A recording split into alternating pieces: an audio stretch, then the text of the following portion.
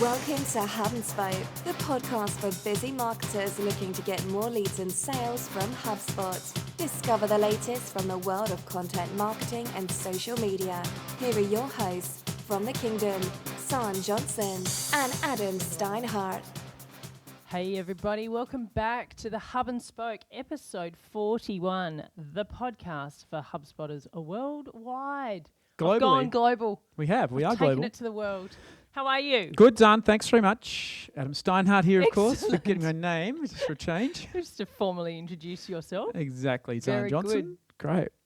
So let's get underway with episode 41. Tell us, Adam, what are we going to talk about this afternoon? Well, we're going to talk about a key thing for your HubSpot success, Dan. So one of the things we openly talk about when doing a sales pitch for HubSpot is that some of the reasons why HubSpot fails, in fact, we have a SMART acronym for exactly that, and that was like episode 37, I think we went through that. 36. Anyway, but it fails because the salespeople don't read the leads, don't read the tea leaves of what HubSpot is giving us. So today we're going to talk about how do you actually do that. What are some of the ways you can actually gain lead generating data, if you're in America, or data if you're in Australia, to go ahead and action and go make some calls and get some sales. Quite often the answers are staring you in the face. Right before you're on the screen. Correct. And needs a bit of a deep dive and the results will come. Yeah. Very good. Often the tool gets blamed too for not working when it's like, yep, it's working. It's the sales team that's perhaps not working quite like it should. The tool does get blamed. It's not fair, is it? No. And we get blamed and everyone gets blamed except, of course, the sales team. But let's look at the positives. Let's focus on how to not have that situation occur in your world. Guys. Okay. Is that a good idea? I think that's a great idea. Let's get started. Okay. How many tips are you going to give us? Probably 6. 6. Thereabouts, maybe 5, 4, maybe 7. Obviously in no order of priority. Let's get underway. Okay, What's so the first one I like is that now there's a dead obvious one, which is lead scoring. It's so often not turned on in portals when we see it. So the lead scoring gives you a HubSpot score. Now I'm going to come to that a little bit later on, but I want to put it out there. Yeah. One quick way to get started in a lead scoring style activity is just having a list that shows if they've opened 5 or more website pages. Yeah. So it's easy to do. Yep. Create a list, a smart list made up of people who have looked at 5 or more pages. Okay. You can do it with 10 and 20 and 30 and 40. Okay. And then this means that you've got an immediate segmentation of people who have come to your website. And this is where a salesperson can start going through that list and saying, right, let's go check out and see what these people have looked at. Yeah. Super powerful, quick and easy to do. Very good. Like that one, Zah? I like smart lists. I may have mentioned that before. You're a fan, aren't you? Yeah. Now, the same, if you go to point 2 now, the same, can I go to point 2? Yes. Thank you, teacher. Well, that was point 2, wasn't it? I don't know. Hey, but the thing is that you can do the same with emails. So you can do the number of emails open. So maybe 3, 5, 8, 10, 15, 20. I'm not joking. These are easy list to create because you create the first one and then just clone it and do the next one with 5 and the next one with exactly. So it's fast to do. And this actually segments into another pyramid, which is really quite delightful in showing who it is. So you're starting to see your people who are opening pages, Correct. opening emails, and those people might be on the both lists. Correct. And that's the next list you make is a combination of those lists, right? So you might call them super leads, and they can be a combination of 20 website pages and 3 emails or 5 emails, et cetera, et cetera. So you can combine those two together and get instant lists there as well to harvest. And this is what we're doing here is growth hacking. Yeah. So you're narrowing down the list. You're going to end up with less people on the list, but they're going to be more highly engaged. Correct. And an important thing to do in this situation too is create, as part of your smart list, create a life cycle stage is known and set it to customer and exclude the customers that are already in your database out of those lists. So that way it makes sure that you don't have your customers being prospects, yeah. Make sense? Very good. Great. Now, you can make this a little bit easier by using lead scoring and having a bunch of these parameters in your lead scoring if you wish. Yes. Okay. And you can actually make your lead scoring less messy by having is a member of lists. So you have less lead scoring parameters, but use the is a member of list parameter. Now, and then it gives you the option. Yeah, so lead scoring then allows you to have different tiers based on the points. And that's the obvious one. So I think homework is if you don't have lead scoring turned on, you need to go and turn that on. Definitely. And get that started, which is super important. So there's a whole bunch of little activities that work beautifully for Yep. the different list side of things. Are Excellent. you comfortable with those, or I somewhere in am between? comfortable with those. I think lead scoring is an area, though, that lots of people are a little bit befuddled by. It seems to be a question that comes up when portals have been sort of 8-9 months underway, perhaps, and then the question comes up, hey, what about lead scoring? I don't really understand it. So it's definitely something that people need to spend a little bit of time researching, or of course reach out and we can help you out with that. Yeah, and you need content too. You need content and activity. So lead scoring is not great at the start of the life of a HubSpot portal. No. There's nothing there to really record. But Yep. as it goes forward more and more, you can get super intense about it. And we've been going now for a couple of years, and so we've actually tuned up our lead scoring to be even more intense. That's the great thing. You can tweak it, can't you? Yep, you can fire it up. So it's kind of nice. So now moving away from that type of genre, because there's lots of stuff you can do with that, no doubt, Zan. I know you've noted it all down. You're super excited about doing that. But and she actually has listeners. I know. I wasn't being facetious. Jesus, sarcasm. No, was that wasn't. overwhelming. You actually have been noting it. Yeah, okay. So, No worries. so now let's bounce on over to the email tool. Woohoo! Boing, boing. Email. How you doing? There's a lot of cool stuff when you click on the email itself that might have been sent out. You can see who it was sent to. You can see who opened it, and you can see who clicked on it. You can see where they clicked on it. Yes, the click map. The click map. And now this click side of things tells you which contacts click where, and so this means that you can start using that click as an opening to checking out what they've also looked at. So if they've clicked on your email, they may have also checked out a bunch of other pages. Yeah. So I think if I was looking for leads right now, I'd be going to that email and check out the people who clicked on it and what they actually looked at, but then also what they've looked at in the past. Is this the first email, or their 50th, or their 30th? Have they looked at other websites and other website pages, and those website pages in the funnel, and where are they? They bottom of funnel pages. Are they looking at pricing? How much does it cost? Yep. So that's a spot I think is hugely underrated. Definitely. The click map has been quite an interesting little find for us too, because we've had a couple of eye openers, haven't we?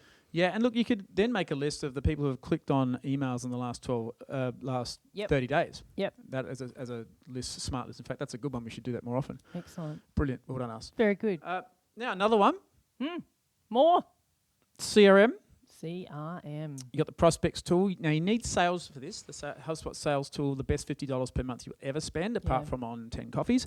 But the sales tool allows you to check out people who have visited your website. Now that's kind of half exciting. It is exciting. But you want to filter it, get rid of the telcos, because the mobile clickers, they create a whole new level of pain. So get rid of the telcos, which is great, except if you're a telco company, which we have one of those, and that's annoying. Then check out the prospects who have visited your website in the last week. Okay, so you get two filters there. One is the actual get rid of the telcos, and then last visit date as a prospect. So this isn't going to tell you that Bob Smith came to have a look, is it? No, this is going to go with company domains. Okay. And you may not know a lot of data about that person Yep. or who's been there, but you might know a bit because it polls the internet to find out what it can. So it'll give you effectively a watch list of companies that are actually coming to your website in the last week. Very good. Yeah. Good tip. Thank you. No problem. No, my pleasure. So I'm starting to feel a bit of a rhythm here. If I was a salesperson and the business I worked for had HubSpot, I'm starting to plan my day around. Yeah, there's a lot more investigation there. Yeah, There's another good one haven't talked about yet. Oh, we're not done. No. Oh, please, by all means. Well, I this apologise one for we found by interrupting. accident, and it's all part of the deep dive you can do in the social tool and the sources tool, right? Yes. Yeah, so you can go into sources and check out the social clicks, and hopefully you've got some Facebook ones. Yeah. Yep.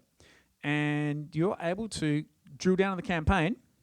So as we all know, everyone should be doing campaigns with their Campaigns are the Bitleys. place. Yeah. And then from there you get the list of people who have actually clicked or on that converted. Facebook. Yeah, exactly. And then you're able to export that and make that a smart list, which you can then work with. So effectively you've got all the people that clicked on your Facebook Bitly link or your campaign link, and it's not just for Facebook, it's any particular part of the campaign, and they can be their own individual list as well. Okay, so you're saying to me that if I have had 100 people convert by giving me their details from a Facebook click, Yep. I can then make a list of those people. Correct. Yep. Wow. Yeah. And so that marketing would, if you've had a $5,000 Facebook campaign, going to a landing page, got those clicks, you're able to determine that from Brilliant. the sources side of things. And that's all time. So you Yeah. can do an all-time one Yeah. on the campaign. That's a new feature. You know what? It might be. I don't know. I only found it by accident, but it's a good one. That's very cool. Yeah. I like it. Awesome. So getting back to me being a salesperson, I Yeah. start my day, I grab my coffee, I sit down at my desk, I have a look at what's been happening overnight Correct. over the last 24 Yep. hours. Yep. And I start doing some investigating. Growth hacking. And I start to plan my day, my call queue. Yeah, add to call queue in the sales tool. Great feature there. That's a Yeah. great segue. Awesome. Okay. So sales training, you haven't touched on that yet. No, look how important it is. Like you Yeah. can see, can't you? Really can. Yeah. And training in the CRM and actually learning how to use the CRM effectively. Exactly. Like I reckon that every organisation should be training at least once a week. And if you need a trainer, we'll do it. Yeah, definitely. We're available for hire. Well, but you are. and you know, and the webinar can be done globally. Webinars work, and every time we do a training session, people come away with more tips that go and make them more able to convert the lovely juicy leads they've got. Excellent. I'm going to set up a CRM training webinar For us. for you to perform and gate it and put it out to the Oh, world. good idea. What a good thing. And then everyone can come and learn from the master. Yeah, Very so if you good, need Adam. sales training, Thank you. go ahead and hit us up. We can definitely help with that, and it's worth every cent because that's where the pointy end of the process is. If you don't get the leads converted, then there's no point having the leads in the first place. Very good. Well, I think you've certainly demonstrated today that you like to think outside the box when it comes to coming up with strategies and ideas. So people are guaranteed to learn something from a webinar, so I might just push ahead with that. Thanks, Art. Excellent. All right, moving right along. Episode 41, we've touched on the sales and how to be a better salesperson. Now we're going to move on to the things we are loving. Now, Yes. I'm going to go first. Oh, please do. I'm loving, and I've used this as stack recently, Mm. I'm loving the shortened URL tracking code Maker. Really? Yep. That's a great. I didn't know there was a shortened URL. Oh, of course I know exactly Yeah, what it is. you The do. maker. Yeah, how Yeah. good. Now, there's a couple of different ways of finding this. You can either do it via the campaign tool, Yep. or you can go to sources, and there's a little Yep. URL, On the left. hyperlink on the left. Yep. But what this is going to do is enable you to drop any URL Yep. into the shortener, Great. produces a shortened code, Yep. and then you can allocate it out within your campaign. You can allocate it out to all sorts of different mediums, sources. Great. So I've got a question. So you can do Facebook, Twitter, Google Plus, whatever. Medium. Yep. The question is, so this is going to come out as a Bitly or a Yeah. Hubsly? Or Well, what's the difference? it will only come out as a Bitly if you have your Bitly account connected Yeah. to Okay. HubSpot. Yeah. If you don't, it will be a Hubsly. So they're using HubSpot. Are they using so HubSpot is using Bitly, and they bought their HubSpot Bitly domain, which they're using for all the HubSpot platform, which means that you would be recommended to go and get your own Bitly account, but it'll still work without it, won't it? Yeah, it definitely works without it. Okay, cool. It just, what will happen is your URL, instead of appearing as a Bitly, It will come as a Hubsly. Yeah. You're picking up what I'm putting down. So Yeah. there you go. That's my love. Now, why do I love that so much? Why is do you that love that so important? much? How Is the does question I ask. How does that relate? Well, it relates to the fact that if you don't have the ads add-on in your HubSpot portal, you have to go and natively perform your ads, Oh, that's- Facebook ads, Twitter ads, Ah. LinkedIn ads. and you need that Bitly. Well, otherwise you can't track it. Oh yeah, really important. Google Massive. AdWords. That's the campaign. So important for the campaign tool, isn't it? Yep. And that relates back to what we just talked about. The Also, Facebook list. had a recent incident where, not an incident, experience where a retail store needed to supply their shopping centre with a link for them to publish out to the market. Track that campaign. And so we created a shortened code enabling us to see how many successful. people clicked on it. Oh, that's just great, isn't it? Yeah, it really is. Really good. That's a lovely. What about piece. you? What are you loving? Well, HubSpot's got a new notifications dashboard. So on the far right side, where you go and check out all the kind of admin-y bits, but there's a new notification center there. And what's great about that is it allows you to control all the notifications you get in one spot. Because previously they were scattered all over the place. So Oh, I see. daily, monthly, weekly, what reports you're getting. So strongly recommend people just checking it out. I think it's I a lot like easier it. to deal with. One of those UX improvements they've made, and it's definitely worthwhile checking out. Wouldn't it be cool if it tracked like all your notifications. So like when you'd been @signed, when you'd be almost like your inbox. one big long list. That's a great feature request. Like your HubSpot inbox. Yeah, wow. You're clever. Thanks. Perfect. All right, #girlboss. If I was in charge of HubSpot for a day, what would I change? Oh, no. What do you get? So we've had heaps of public holidays recently, horrendous. right? It's been It's been tough being Australia. It's been 3 weeks of public holidays. Yeah, Now, I'm not complaining because that's great. Yeah. But what I'm going to complain about is the fact that when I'm out and about, I'm on my phone. I use my phone all the time. So the marketing app, HubSpot app that used to be, you had the marketing app, the sales app. Now it's just the HubSpot app. And I'm just really struggling with the lack of functionality that I had and had taken away from me. I thought she was going to cry. Okay, so It's so hard. we might need a moment here to And composure. I have sources and I can't post and I can't see what's coming up. So, but you can still get the other apps. It's not the one place, isn't it? You can still use the other app. I can, Thank God, yeah. only on a device that it was already downloaded on. I can't download it on my new iPhone 7. That's horror show. I know. Oh, that's terrible news. Yeah. So it Yeah. is. If you go to the App Store now, it's gone. So it's #girlboss. I'm Rule, really you can't just discontinue the old if the new one doesn't do. Well, I think if you're going to replace, you need to replace it All the as feature is set. plus more. Yeah, Don't agreed. take things away from Total me. nightmare. Unless Totally I'm agree. wrong, and I've been wrong before. Happy for a listener to correct me. Happy to be corrected. Perfect. Francis, if you're listening, correct me. Exactly. Hi, Francis. What about you, Adam? #girlboss. Well, I think I've probably gone through this one before, but API reporting errors. Yeah. It's just killing us at the Yeah. moment. We're getting errors in APIs occasionally for whatever reason, and Yep. there's no throwback. So you have to create emails and workflows to get around that, and that's a pain. And especially as the API is being expanded on more and more. Last week's breaking news about the CRM. Yes. We developers, our programming guys are using it all the time. So we need to have feedback. It's really Yep. important. So that's what I'm hating. That's what I'd change if I was the boss. Okay. I'm And okay with that. Damesh Sageep, I can't believe he hasn't done this because he would be so annoyed by it too. Shout out to Damesh. Hey, dude. All right. Tool of the week. Yeah. Wow. Well, I've got a HubSpot tool this week. Have Zan. you? Yeah. I feel like we've only just done a tool of the week. No. Well, see, I woke up this morning and I won't say I had the strangest dream because it's the start of a song. Woke up to only Australians will But know it. the sales tool that we use, of course, and in my Gmail account, loved it because I could actually edit data on that person or push them straight to HubSpot, all on my yeah. Gmail account. So it's like I had a mini HubSpot window inside my Gmail account. On your phone? No, on my Mac. Mac, Yeah. So yeah. very cool. So I was actually able to do something with the stuff on the right-hand sidebar.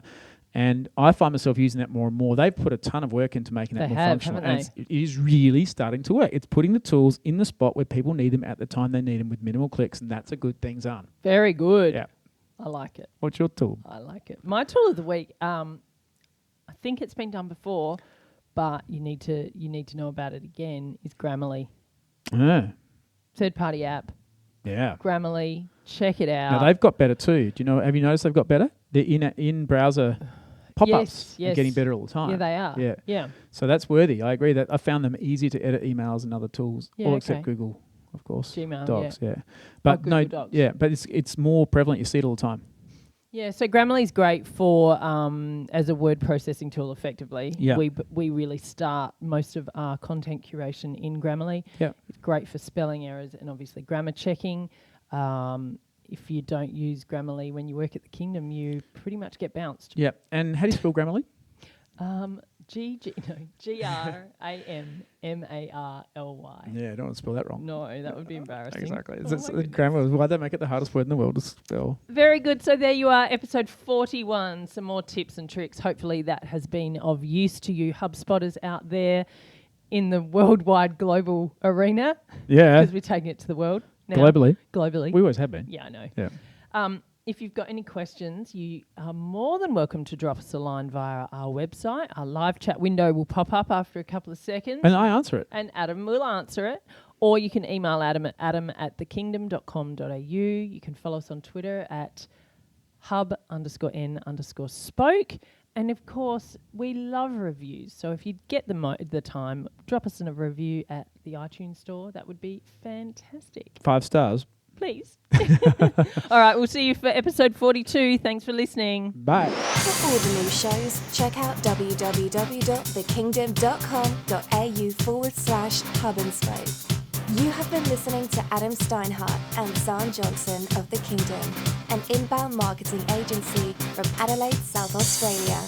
HubSpot Platinum Partners and the International HubSpot Partner of the Year 2015.